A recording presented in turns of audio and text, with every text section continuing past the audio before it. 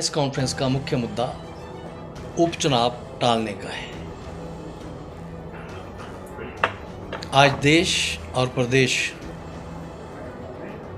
1975 की ओर बढ़ रहा है। हमने 1974 भी देखा है, गुजरात का नवनिर्माण आंदोलन भी देखा है, बिहार का विद्यार्थी आंदोलन भी देखा है जो सारे देश में फैल गया था, और आखिर में जेपी मूवमेंट आया था और हम लोग जेलों में गए थे। कोरोना का कारण बताया है।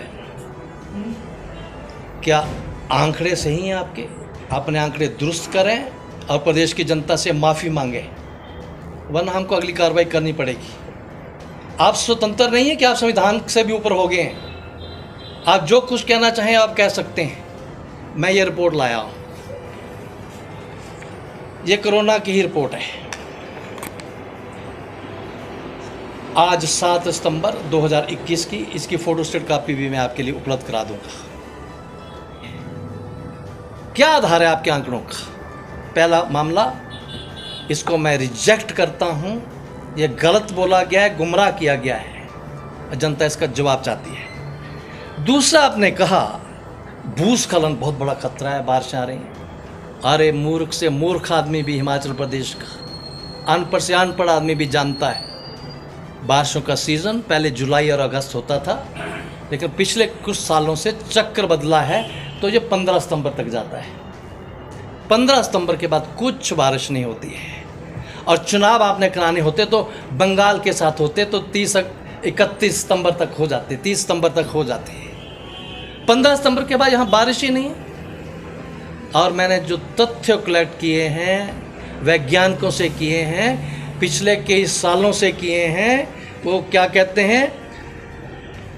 No major landslides occur in HP, especially Kangra district, Fatehpur area and Arki constituency during September and अक्टूबर।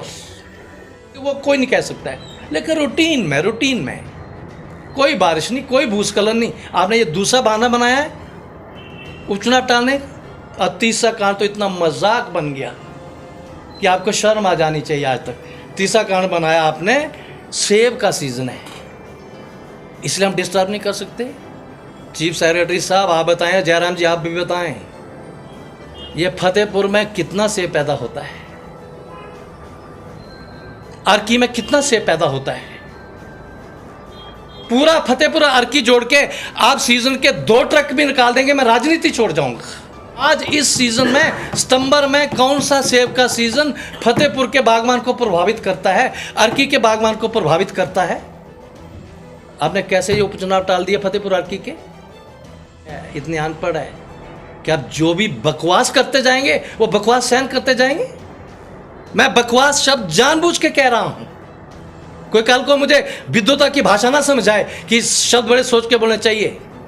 जिन लोगों ने इतना गलत काम किया है, इलेक्शन कमीशन ऑफ इंडिया के आगे बकवास किया है, ये जवाब तो देना पड़ेगा। मैं पूछता हूं, 7 महीने हो गए, 12 फरवरी को पूरे 7 महीने मेरे फतेहपुर की सीट खाली हो गई हैं। 1 लाख से ज़्यादा मतदाता है, रोजमर्रा के उनके काम हैं जो विधायक की ज्यूरिसडिक्शन में है। विधायक ही करेगा, कोई भी चुन के आ जाए, उनको न्याय कौन देगा? आपने पहले डिले किया, 2 महीने डिले जस्टिफाई था, 3 महीने करते हैं। आप 7 महीने के बाद ये बोल रहे हैं कि चुनाव नहीं होगा, उपचुनाव नहीं होगा। आपको किसने ये ताकत दे दी? इसलिए मैंने कहा 1975 की ओर प्रदेश भी बढ़ रहा है।